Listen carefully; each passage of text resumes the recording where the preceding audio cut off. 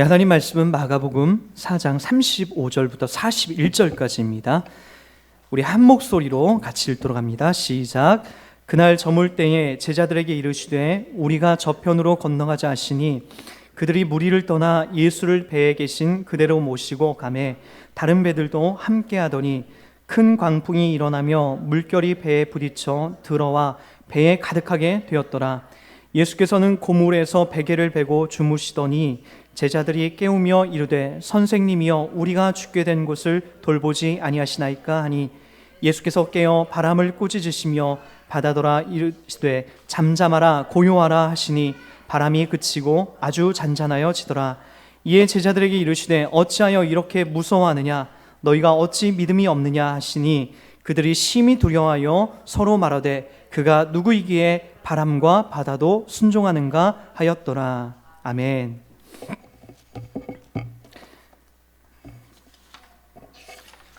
지난주에는 우리가 이 바람도 바다도 잠잠케 하시는 이 예수 그리스도께서 하나님이시다라고 하는 그런 내용으로 우리가 말씀을 좀 살펴봤고요.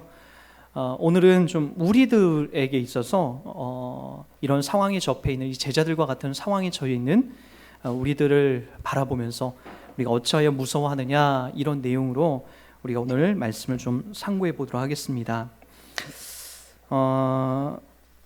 여러분 오늘 본문을 읽으면서 이 본문을 많이 우리가 이제 접하게 되는데 왜 우리가 그 예수님을 깨웠는데 분명히 이제 제자들이 아주 위중한 상황이에요. 이 생명의 어떤 총각을 다룰 수 있는 보니까 바다의 그 갈릴리 호수에 엄청난 아주 상상 못할 이 바람을 동반한 폭우가 이제 움직여서 이제 바다가 막 너무나 크게 흔들리게 됐죠. 그리고 그러다 보니까 그 파도가 이제 이 예수님이 탄 그리고 제자들이 함께 탄 이 배를 거의 덮을 정도로 이 배가 엄청나게 이제 위기 상황 속에 있었던 거예요.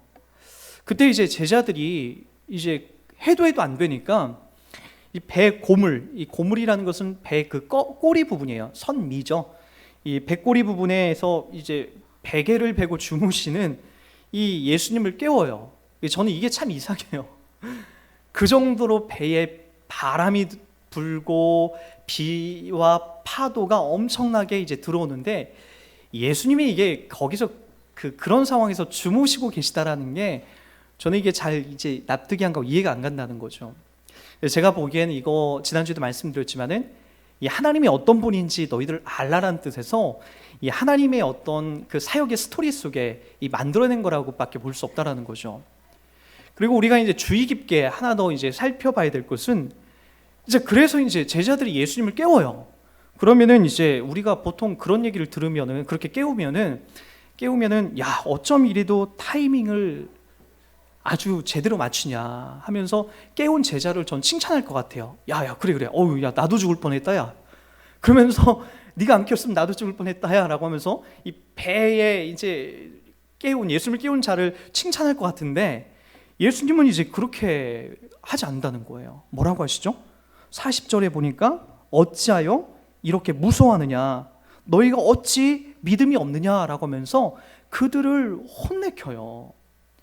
여러분 다른 복음서의 병행 구절도 똑같이 나와요. 뭐라고 나오냐면 마가복음 9장 26절에는 어찌하여 무서워하느냐 믿음이 작은 자들아 라고 하면서 그들을 또 혼내키고요.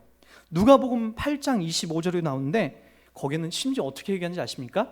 너희 믿음이 어디 있느냐 너희 믿음이 어디 있느냐 아니 주무시고 계신 예수님을 깨웠는데 너희 믿음이 어디 있느냐 어찌하여 무서워하느냐 믿음이 작은 자들아 어찌하여 이렇게 무서워하느냐 너희가 어찌 믿음이 없느냐 라고 하면서 믿음을 까먹었다라고도 하고 믿음이 없다라고 얘기도 하고 믿음이 작다라고도 하고 이 성경 저자에 의해서 각자 이렇게 기록이 되지만 어쨌든 이들이 예수님을 깨워서 이렇게 불러낸 것을 칭찬받을 행동으로 받지 못하고 혼나고 있는 장면으로 들어온다는 거예요.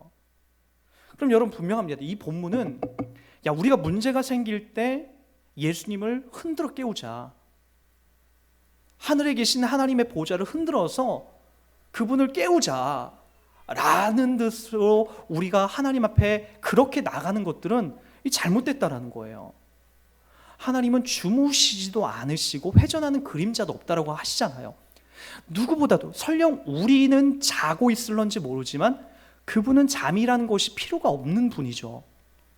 물론 육신을 입고 오신 그 예수님이 이 땅에서 육신을 입고 있대 그 제한 때문에 주무셔야 되는 육신의 제약 때문에 육신을 입고 계신 그분은 피곤함을 느끼실 수 있는 분이지만, 여러분 이 정도의 파도와 물이 들어와서 아주 혼란하고 배가 엄청나게 흔들리고 있는 상황에서 예수님이 세상 모르고 주무셨다는 것은 이건 말이 안 되는 거죠.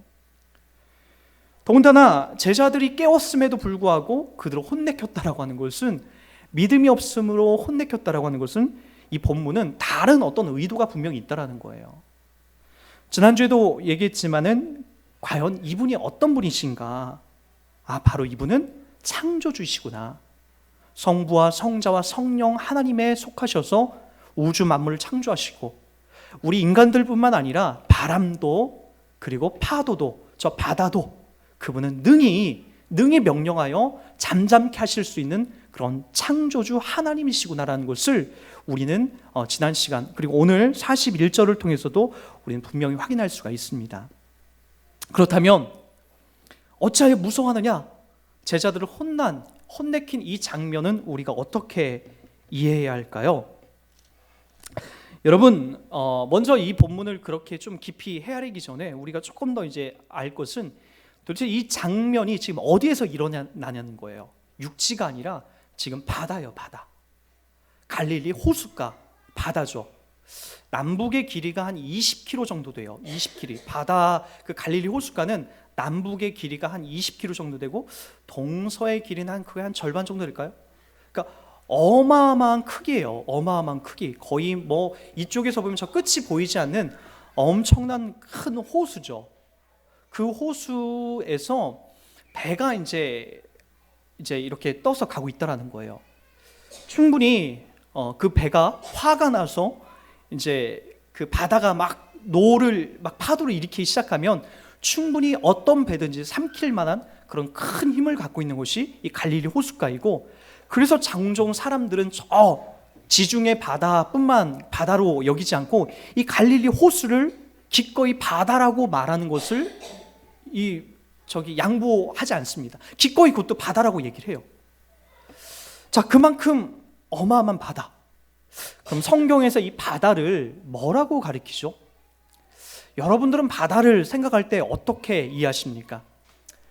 저는 이제 예전에 자랐던 데가 이 시골이에요. 시골이고 저희 집에 살고 있는 집에서 이제 이렇게 산을 하나 넘어가면 갯고랑이라는 데가 있어요. 갯고랑. 거기 조선바위라고 하는 조선바위도 있고, 거기서 가끔 이제 물귀신이 나타나서 이제 물 속에서 이렇게 수영을 하고 헤엄을 치고 있는 사람들, 이렇게 그 갯고랑 바다 속에서 돌 속에서 이렇게 잡아 당겨 들어간다라고 하는 그런 아주 무서움 때문에 이 조선바위에서 놀기에 가끔 놀았지만은 가끔 되게 무서웠어요. 그리고 과거부터 그곳에 놀다가 사람들이 이렇게 한 명씩 죽은 이야기도 이제 들려왔고요.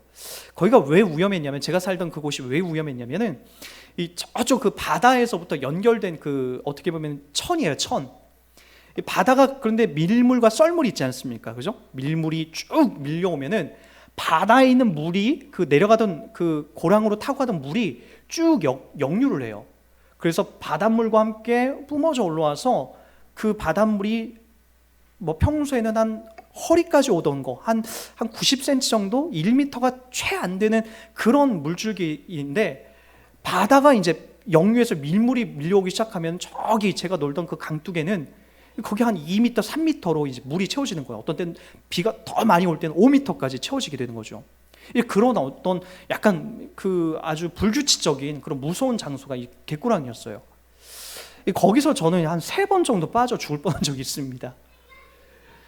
이제 형님들하고 이제 물이 이제 어느 정도 빠져나갈 때요. 밀물이 들어왔다가 이제 급하게 물살이 내려갈 때인데, 조선바위는 아닌데 그 옆에 이제 작은 바위에서 이렇게 놀다가 그만 발을 헛디뎠어요. 그 바위 옆에서.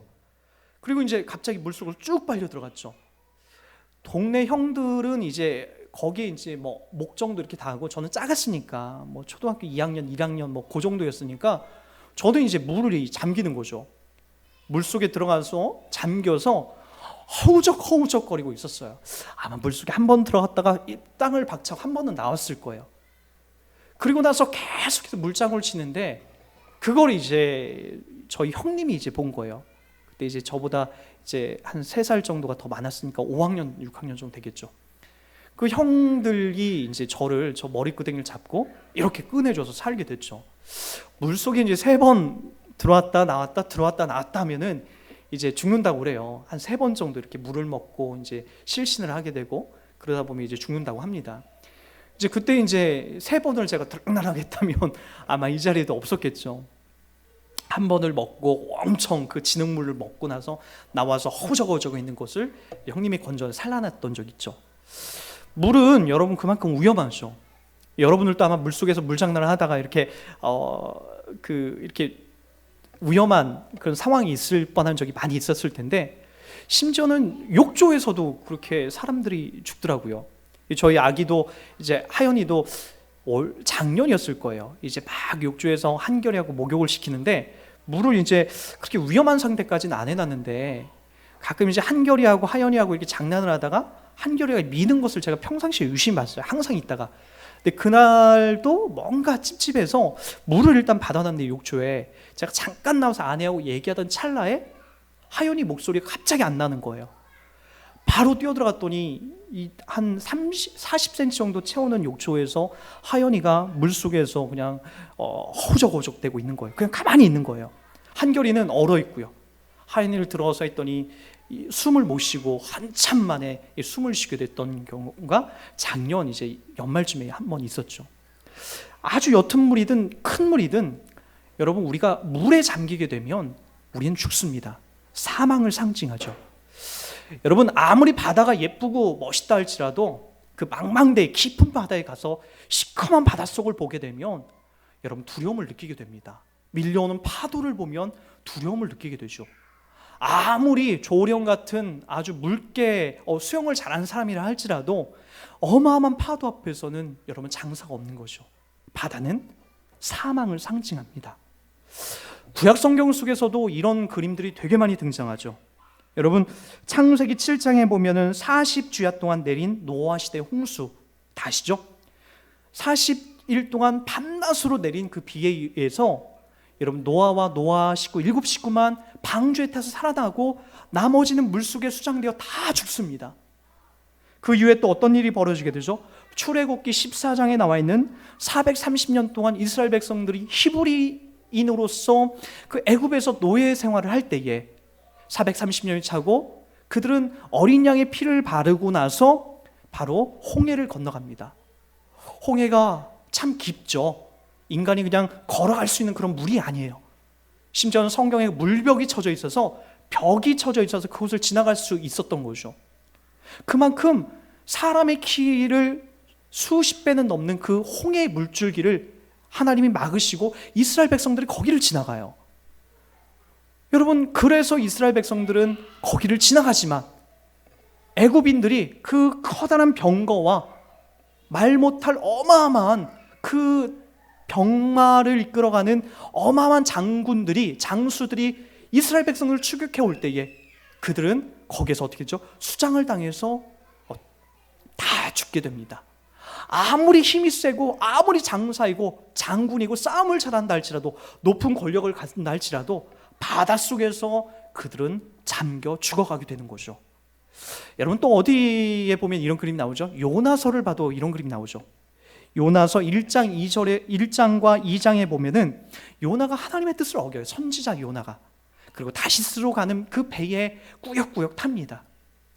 그러나 얼마 못 가서 그 배가 큰 풍랑을 만납니다. 오늘 본 이 풍랑처럼 배에 물이 다 들어와서 물건을 다 버리게 되는 정말로 이제 총각을 다루는 그 상황에 머물게 되는 거예요. 요나는 바다 저 밑에서 그 상황을 모르고 이제 잠을 자고 있죠. 그때 이제 제비를 뽑아요. 많은 사람들이 와서 제비를 뽑는데 그 결과 요나가 이제 제비를 뽑게 되죠. 그리고 요나 때문에 이 파도가 일어난다는 것을 확인하고 요나를 바닷속에 던집니다. 저 큰 바닷속에 재물로 신을 노엽게 하는 것을 이제 잠재우기 위해서 요나를 집어 던지는 거예요. 그런데 여러분 신기한 일이 벌어지게 되죠. 죽어야 될 요나가 죽지 않아요. 큰 물고리기에 밥이 되어서 그 속에서 들어가서 요나가 살아나고 3일 만에 바로 육지에 요나가 토해지는 것을 우리는 볼 수가 있죠. 바다는 죽는 겁니다. 죽는 거예요. 여러분, 요한계시록 13장 1절에도 이렇게 기록됩니다. 내가 보니 바다에서 한 짐승이 나오는데 뿔이 10이요 머리가 7이라. 그 뿔에는 10 왕관이 있고 그 머리들에는 신성을 모독하는 이름들이 있더라. 바다에서 나오는 적그리스도, 즉 사망이 등장하여서 믿는 자들 미혹하고 죽이는 일에 동원되는 것을 우리는 볼 수가 있습니다. 바다에서 사망이 올라오는, 적그리스도가 올라오는, 사탄이 올라오는 거예요. 바로 바다는 사망을 상징하는 거죠. 거기에서 모든 것들이 죽는 겁니다. 참고로 여러분, 바다 중에 그 마리아나 해구는 그 일본의 그 지도 속에 쭉 남쪽에 가면은 이 호주를 가기 전에 이제 그 한참 가기 전에 마리아나 해구라는 데가 있어요. 이게 이제 그 바다 중에서 가장 깊은 심해를 자랑하는데 그 깊이가 약 11km를 들어가야 된다고요. 바다 끝이. 에베레스트 산이 8,000 몇 미터 아닙니까? 근데 바다는 약 11km, 그보다 한참 더 내려가서 바다 끝이 그 정도가 된다고요. 거기에 어마어마한 그 물이 가득 채워져 있고요. 그곳에 들어가면 살아나올 수 있는 사람이 없죠. 그리고 심해는 캄캄합니다. 빛이 있는 곳이 아니에요. 아무것도 안 보여요. 사망이죠. 무덤이죠. 바다가 상징하는 것은 정확하게 사망이라고요. 사망. 그곳에서 오늘 누가 있는 거라고요? 예수님의 제자들이 바로 그곳에 있는 거라고요. 그곳에 그 사망이라는 것이 엄습해와서 이제 곧 우리는 죽는구나라고 하는 그 절체절명의 순간에 제자들과 예수님이 있게 돼 있는 거라고요. 여러분, 우리도 똑같을 수 있어요. 죽음 앞에서 발버둥 치지 않을 사람이 어디 있습니까? 여러분들도 죽음 앞에서는 우리가 아무런 답을 내릴 수 없잖아요. 제자들도 마찬가지예요. 곧 죽게 됐는데 체면도 그 어떤 것도 아무것도 지금 의미가 없는 거예요. 여러분, 죽음 일보 직전에 사망이 엄습해오고 해도 안 되는 이 상황 속에서 제자들은 본능적으로 주님을 깨웁니다. 그리고 주님으로 인해 살아나죠. 그러나 주님은 그들을 무서워하고 믿음이 없다라고 꾸짖습니다. 여러분, 사망은 이처럼 우리를 무섭게 하는 거예요. 예전에 저는 그 사형장에서 있었던 어느 한 그림을 이렇게 본 적이 있어요. 사형수들은 보통 땅땅거려요. 땅땅거리죠. 사형수들은 대부분 누군가를 죽이기 때문에 나타나는 거예요. 그 죽음의 맛을 안 사람들은, 여러분, 누구를 죽이고 누구를 해코지 하는 것이 두렵죠. 빨간 명찰 자서 난 이제 더 이상 끝났다 라고 하는 사람은 더 이상 두려울 게 없어요. 무서울 게 없어요. 사람을 죽이고 사형수를 단 사람들은 그래서 감옥 속에서 나이가 어리더라도 항상 그곳에 왕대접을 받는다라고 해요. 우리가 사형제도가 이제 끝난 게 96년도인가 97년도에 끝났어요. 그때 이제 최종적으로 마지막 그 사형 집행이 끝났는데, 그쯤에 이제 사형수들의 어떤 한 이야기를 제가 들었어요. 직접 그렇게 사람을 여러 사람 찔러 죽여서 사형 선고를 받은 사람이 마지막 사형 선고를 받을 때 이제 170 몇 번 면회라고 이렇게 외친대요. 그리고 이제 그날은 이제 음식도 이상하게 맛있는 게 나온대요. 고기 이런 게 나와서 그들이 평상시에 먹고 싶은 것들을 이렇게 체크해 놨다가 그날 이제 그들에게 이제 맛있는 음식이 제공이 된다고 해요. 그리고 나서 이제 그 음식을 먹고 이제 나와서 오른쪽으로 가면은 이제 면회 장소고 왼쪽으로 가면 사형장이에요. 근데 한참 가다가 갑자기 오른쪽으로 가야 되는데 왼쪽으로 이렇게 턴을 한대요. 붙잡는데요. 그럼 이제 그때부터 그렇게 악랄하고 그렇게 찔러도 피 한 방울 나올 것 같지 않은 이 사형수가 그 다음부터 오금이 떨려오고 막 똥 오줌을 막 거기서 지르기도 하고 발발발발 끌려간대요. 당당히 걸어오던 그 사람이 평상시에도 피 한 방울 안 나올 것 같은 이 무시무시한 폭악자가 그렇게 나약한 존재로 갑자기 변한대요. 그러고 나서 5분 정도 질질질 끌려가서, 그리고 이 교수대의 사형장에 앉아서 마지막 당신의 소원이 뭐냐고 라고 하면 거기에다 저주를 퍼붓기도 하고 욕도 하기도 하고, 그리고 세상을 한탄하기도 하고, 마지막으로 담배 한 대만 좀 피고 싶다라고 하면서 담배 한 모금 하면서, 제가 펴본 거 같네요. 저는 담배 안 피봤습니다. 펴보고 담배 연기가 몸속에 들어가서 나오기도 전에 이미 밧줄이 땡겨져서 거기서 사시나무 떨듯이 죽어가는 것이 그 사형수들이라는 얘기를 들었습니다. 죽음 앞에서는 아무리 강한 사람도, 아무리 많은 사람을 찔러 죽인 사람도 죽음 앞에서는 아무런 힘도 나약한 이 하루사이와 같은 벌레처럼 되는 거예요. 제자들이 얼마나 무서웠겠습니까? 그 죽음 앞에서, 이제 막 맞이한 그 죽음 앞에서 이 제자들이 얼마나 무서웠겠냐는 거예요. 여러분들도 마찬가지 아닙니까? 죽음 앞에서 우리가 섰을 때 목사라는 직임과 일반 신자라는 직임이 그게 무슨 차이가 있겠어요? 죽음 앞에 섰을 때는 우리는 다 두려운 거예요. 그런데 여러분, 분명한 게 있죠. 우리는 언젠간 분명히 죽음 앞에서 당연히 쓴다는 거예요. 그래서 어떻죠? 두렵죠. 매일매일 우리는 두려운 존재예요. 두려운 존재. 특히나 당신은 죽습니다라는 사형 선고를 받을 때에 우리는 두려움 앞에서 사시나무 떨듯 아무것도 할 수 없다라는 거예요. 근데 여러분 반드시 죽는다는 걸 아십니까? 모르겠어요. 생물학적인 나이로 여러분, 어떤 분은 30년이 남은 분도 있고, 어떤 분은 인생이 한 반 정도 살았으니까 앞으로 한 40년, 50년 정도 더 남을 수도 있는데, 그때까지 또 산다는 보장이 있어요?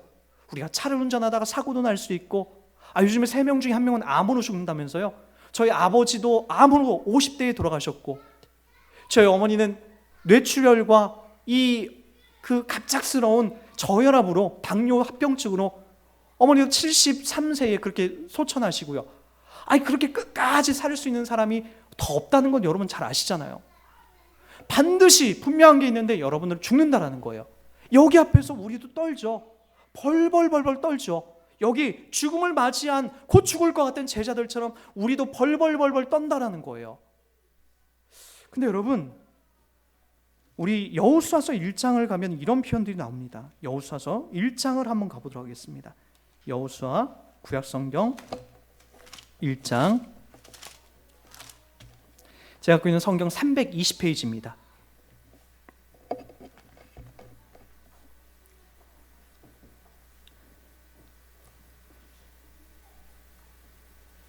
(1장 1절부터) 제가 읽어드립니다. 여호와의 종 모세가 죽은 후에 여호와께서 모세의 수종자의 눈의 아들 여호수아에게 말씀하여 이르시되, 내 종 모세가 죽었으니 이제 너는 이 모든 백성과 더불어 일어나 이 요단을 건너 내가 그들 곧 이스라엘 자손에게 주는 그 땅으로 가라. 내가 모세에게 말한 바와 같이 너희 발바닥으로 밟는 곳은 모두 내가 너희에게 주었노라. 곧 광야와 이 레바논에서부터 큰 강 유브라데 강까지 해쪽 속의 온 땅과 또 해지는 쪽에 대해까지 너희의 영토가 되리라. 내 평생에 너를 능히 대적할 자가 없으리니 내가 모세와 함께 있었던 것 같이 너와 함께 있을 것임이니라. 내가 너를 떠나지 아니하며 버리지 아니하리니 강하고 담대하라. 너는 내가 그들의 조상에게 맹세하여 그들에게 주리라 한 땅을 이 백성에게 차지하리라 하리라. 오직 강하고 극히 담대하여 나의 종 모세가 내게 명한 그 율법을 다 지켜 행하며 우르나 좌로나 치우치지 말라. 그리하면 어디로 가든지 형통하리니 이 율법책을 내 입에서 떠나지 말게 하며 주야로 그것을 묵상하여 그 안에 기록된 대로 다 지켜 행하라. 그리하면 내 길이 평탄하게 될 것이며 내가 형통하리라. 내가 내게 명한 것이 아니냐. 강하고 담대하라. 두려워하지 말며 놀라지 말라. 내가 어디로 가든지 내 하나님 여호와가 너와 함께 하느니라 하시니라. 여러분, 여호수아는 모세가 죽고 나서 어떤 마음이었을까요? 죽고 싶은 마음이었을 거예요. 모세에 의해서 지금까지 바로 광야 40년의 그 힘든 여정을 이끌림 당해왔는데, 이제 그 자리를 누가 이어받았냐면 여호수아가 이어받습니다. 그리고 이제 마지막 하나님이 약속의 땅 가나안 땅을 들어가기에 이 모압 평지, 동쪽 모압 평지에서 바로 오늘 이 말씀을 받습니다. 가나안 땅을 눈에 앞에 두고, 그런데 저 가나안 땅은 어떤 장소죠? 우리가 그 많은 부분에 우리가 확인했듯이 그곳은 기골이 장대한 백성들이, 장군들이 있고, 그곳에는 많은 적군들이 여기저기 포진해 있고, 난공불락과 같은 여러 가지 성들이 있는 곳이 이 가나안 땅이에요. 막 들어갔다가 광야에서 아무것도 해보지 못한, 아니 노예 근성만 있다가 광야에서도 전쟁 한번 제대로 해보지 못하고 아무런 힘과 권력을 쟁취하지 못하고 있는 이스라엘 백성들이 막 들어갔다가 그들은 거기에서 어떻게 되죠? 막 죽을 것 같죠. 두렵죠. 그들을 만나면 겁나죠. 무서웠을 수밖에 없는 것이 이 여호수아 이스라엘 백성들이라는 거예요. 얼마나 무섭겠습니까? 뻔히 바위를 계란으로 치기와 같은 이 전쟁인데, 앞으로 들어가면 다 그런 일들인데 얼마나 무섭겠냐는 거예요. 파리 목숨과 같은 그런 일들이 지금 나의 목숨인데 무섭죠. 그때 누가 나타나서, 여호와께서 나타나서 뭐라고 하시는 거죠? 강하고 담대하라, 내가 내게 명한 것이 아니냐. 강하고 담대하라, 두려워하지 말며 놀라지 말라. 내가 어디로 가든지 내 하나님 여호와가 너와 함께 하느니라. 그것 때문에 들어갈 수 있게 됐던 거죠. 하나님이 나와 함께 하는구나. 나 혼자 가는 게 아니구나. 모세가 죽어서 더 걱정인데 나 혼자 가는 게 아니구나. 하나님이 나와 함께 하는구나. 그곳에, 그 장소에 나와 함께 하는구나 라는 것을 이야기하고 있죠. 오늘 제자들이 꾸중 들을 만한 이유가 뭘까요? 예수님이 그곳에 함께하고 있었습니다. 여러분, 성경은 우리 신자들에게 죽음이라는 것을 되게 우습게 말하고 있습니다. 다시 한 번만요. 신자들에게 있어서 죽음은 끝이 아니라 문과 같은 겁니다. 새로운 세계로 나가는 거예요. 아니, 예수님께서는 십자가에 못 박혀 죽으시고 기꺼이 사망을 이겨서 사망을 밟아 뭉개셔서 살아나십니다. 사망을 꾸짖습니다. 사망을 이겨내십니다. 그게 바로 예수님이라는 거예요.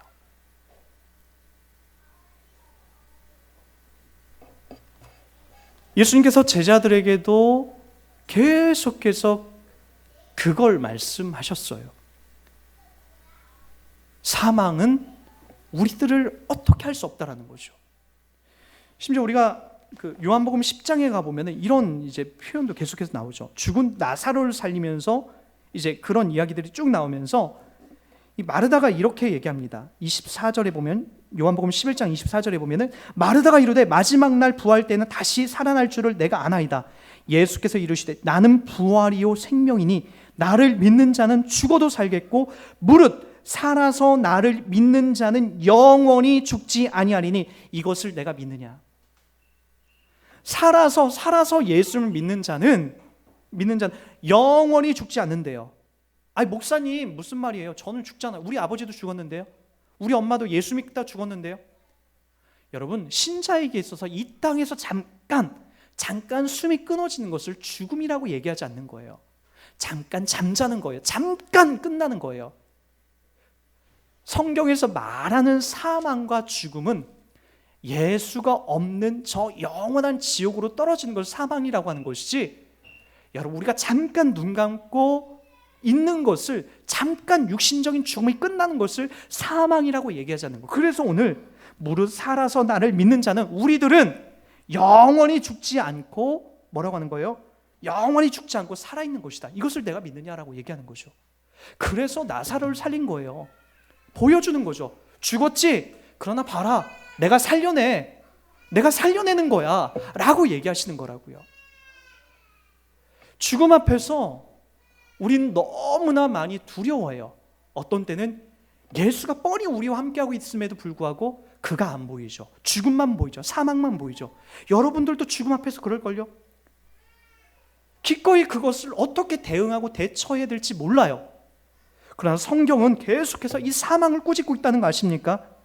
고린도전서 15장 55절 58절에도 사망아 너희 이기는 것이 어디 있느냐, 사망아 너희 쏘는 것이 어디 있느냐, 사망에 쏘는 것은 죄요 죄의 권능은 율법이라. 우리 주 예수 그리스도로 말미암아 우리에게 이김을 주시는 하나님께 감사하노니 그러므로 내 사랑하는 형제들아 견고하여 흔들리지 말며 항상 주의 일에 더욱 힘쓰는 자들이 되라. 이는 너희의 수고가 주 안에서 헛되지 않음을 알미니라.